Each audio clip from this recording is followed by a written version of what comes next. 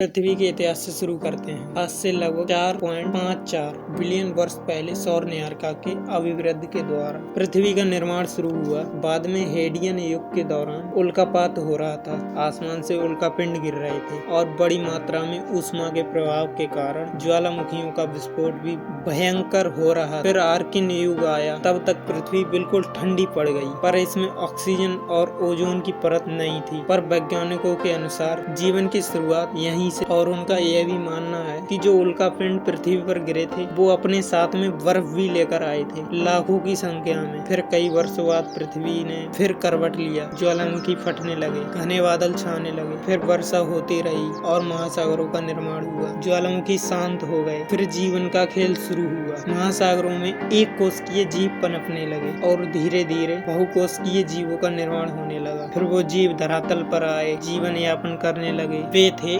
Dinosaur. पर पृथ्वी के धरातल का तापमान बढ़ने लगा, जिसके कारण जीवन जीना मुश्किल हो गया और डायनासोर की प्रजाति खत्म हो गई। पर महासागरों में बहुत सारी प्रजातियां जन्म ले चुकी थी, जिसमें इंसान भी था। पर मैंने कहा था कि उल्कापात के साथ बर्फ भी आई थी, जिससे पृथ्वी पर पानी आया। तो इसमें एक सवाल सामने आता है कि अगर पृथ्वी पर केवल पानी था, फिर जीवों की अंश कैसे उत्पन्न हुए? मतलब हम इंसानों के अंश कहाँ से आए? अगर हम इंसानों के अंश पानी से उत्पन्न हुए, तो क्या हम फिर से वही प्रक्रिया दोहरा सकते हैं? मतलब मान लो पानी से इंसानों के अंश उत्पन्न हुए, तो क्या हम फिर से वही प्रक्रिया दोहरा सकते हैं? फिर से इंसानों के अंश उत्पन्न कर सकते हैं? जैसे महासागरों में जीवन की उत्पत्ति हुई, वैसे ही फिर से हो सकता है? अगर नहीं हो सकता तो क्या, यहाँ पर मैं बोल रहा हूँ, अगर नहीं हो सकता तो क्या इन जीवों के अंश उल्काओं के साथ आए थे? मतलब जो उल्का बर्फ लेकर आई थी पृथ्वी पर, जिससे पानी का निर्माण हुआ, क्या उसी बर्फ के साथ जीवों के अंश आए थे? मान लो मंगल ग्रह या किसी और ग्रह पर वही वर्षा होती जो पृथ्वी पर हुई, वही उल्कापात होता, वही बर्फ जाती वहाँ भी। जो उल्कापात बर्फ पृथ्वी पर लेकर आए, वही मान लो मंगल ग्रह पर जाते उसी बर्फ को लेकर, तो क्या पृथ्वी के साथ साथ वहाँ भी जीवन होता? क्या वो भी पृथ्वी की तरह रहने लायक होता? क्या वहाँ भी कोई जीव होते? क्या वहाँ भी